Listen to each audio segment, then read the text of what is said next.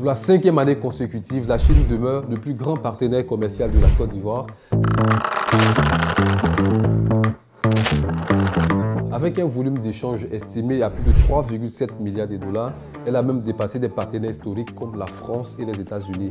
Cette collaboration entre les deux États qui continue de se renforcer est la preuve du succès d'une relation stratégique et diplomatique que le président, son Excellence M. Alassane Ouattara, a su maintenir et développer avec la Chine. Sous le leadership éclairé du président Ouattara, la Côte d'Ivoire a su tirer parti de l'initiative Les Nouvelles Routes de la Soie, un projet ambitieux lancé il y a une dizaine d'années par le président chinois. Ce projet visait à renforcer les connexions commerciales entre l'Asie, l'Europe et l'Afrique, ce qui a donc permis à la Côte d'Ivoire de réaliser d'importants projets d'infrastructure. Après avoir examiné les différents aspects du renforcement du partenariat économique entre la Côte d'Ivoire et la Chine au cours du premier numéro, nous poursuivons avec les différents projets spécifiques qui témoignent de cette collaboration entre les deux États. Débutons par le barrage de Soubré. Inauguré en 2017, ce projet est le fruit de la coopération entre la Côte d'Ivoire et la Chine et a transformé l'indépendance énergétique de la Côte d'Ivoire avec ses 275 MWh de puissance. Avant l'arrivée du barrage de Soubré, la Côte d'Ivoire dépendait à 75% de l'énergie thermique, tandis que les barrages hydroélectriques comme Buyo, Koussou, Tabo, Ayamé 1 et 2 assuraient les 25% restants. Ce projet monumental financé à 85% par la Chine grâce à la Banque d'exportation et d'importation de Chine avec le soutien de l'État de Côte d'Ivoire pour le reste, est l'un des plus grands barrages d'Afrique de l'Ouest. Lancé en 2013, il s'étend sur 4 km avec 4 turbines prêtes à alimenter le futur énergétique de la Côte d'Ivoire. Et on continue avec la construction de l'autoroute internationale Abidjan-Lagos. Cette infrastructure a véritablement changé la donne pour la région sud-est de la Côte d'Ivoire. Elle a facilité les échanges commerciaux entre Abidjan, la capitale économique, et avec ses voisins de l'Est comme le Ghana. Officiellement ouverte à la circulation en 2015, cette autoroute a été inaugurée par le chef de l'État dont la vision a été essentielle pour mener à bien ce projet. L'autoroute Abidjan-Lagos améliore non seulement la connexion entre Abidjan et la zone sud-est, mais aussi les échanges internationaux avec les pays voisins. Le projet a été financé à 85% par la Chine et à 15% par l'État de Côte d'Ivoire. Les travaux ont consisté en l'extension de sa voie express entre Akwaba et Gonzagueville avec 10,68 km de nouvelles voies. Parmi les infrastructures nées de la coopération entre la Chine et la Côte d'Ivoire, nous avons donc le projet d'extension du port autonome d'Abidjan. Ce projet a introduit de nouvelles installations ultra modernes comprenant 6 portiques de quai et 7 grues portiques à roues qui renforcent la capacité d'accueil du port. Le second terminal à conteneurs dont l'ouverture a été inaugurée en novembre 2022 est conçu pour recevoir des navires de 14 000 conteneurs plaçant Abidjan au cœur du commerce maritime international.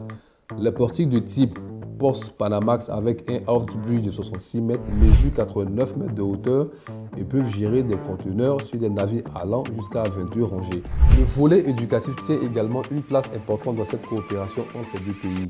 Illustration, la construction du lycée d'excellence de Grand Bassam. Ce lycée, véritable fleuron de l'investissement éducatif, s'étend sur une superficie de 20 hectares et incarne un engagement fort pour l'avenir des générations futures. Conçu pour accueillir 1000 élèves, cet établissement de prestige dispose d'un internat pour 400 apprenants. Il propose des infrastructures modernes, incluant un auditorium de 400 places, des salles spécialisées, des salles de langue ainsi que 4 salles informatiques. En ce qui concerne la mobilité urbaine, la coopération sino-ivoirienne a pour but de renforcer et de développer les infrastructures de transport afin de fluidifier les déplacements dans la capitale économique ivoirienne avec notamment la construction de nouveaux ponts. Et parmi ces infrastructures, nous avons le 4e pont. Ce pont comprend la construction d'une voie express de 7,2 km reliant les communes de Yopougon, Atekoubé et Adjamé.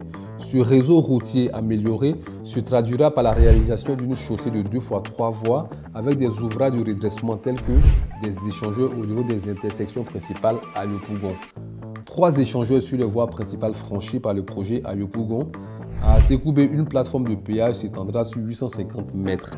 Un pont de 1,4 km sera érigé sur la berge du Bonco, tandis que 3 échangeurs ou bretelles seront intégrés à la traversée du boulevard de la Paix. Ensuite, nous avons le pont Alassane Ouattara, également connu sous le nom de 5e pont.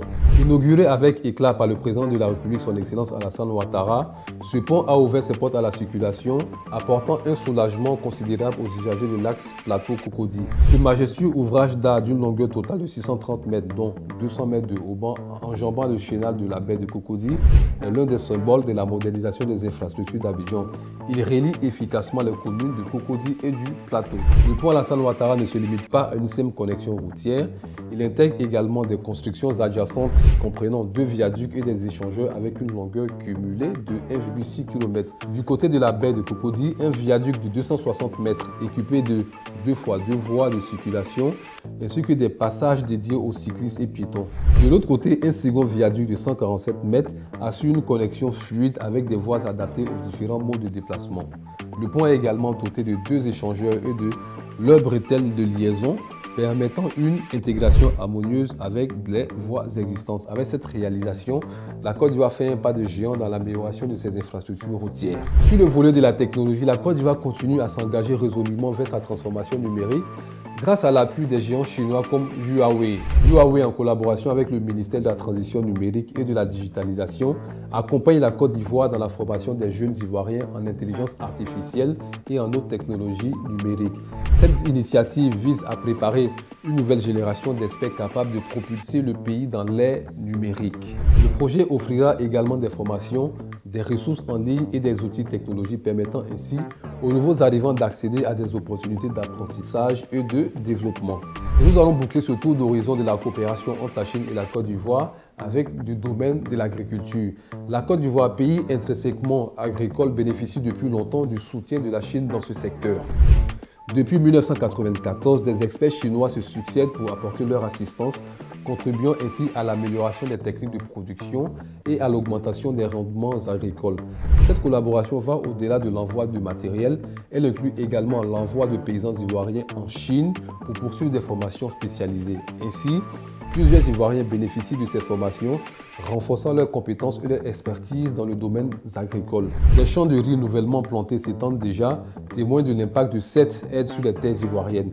Les agriculteurs entourés de nouvelles machines se réjouissent des améliorations apportées à leur méthode de travail. Ce partenariat entre la Chine et la Côte d'Ivoire illustre parfaitement l'engagement mutuel pour le développement agricole durable avec des retombées concrètes pour les communautés locales et l'économie du pays. Chaque projet, qu'il s'agisse de la construction de barrages, de l'extension du port ou du renforcement des infrastructures routières et éducatives, reflète de la réelle volonté du chef de l'État, son Excellence M. Alassane Ouattara, de bâtir un avenir prospère pour la Côte d'Ivoire. Si ce contenu vous a plu, merci de partager et je vous dis à bientôt pour un autre numéro.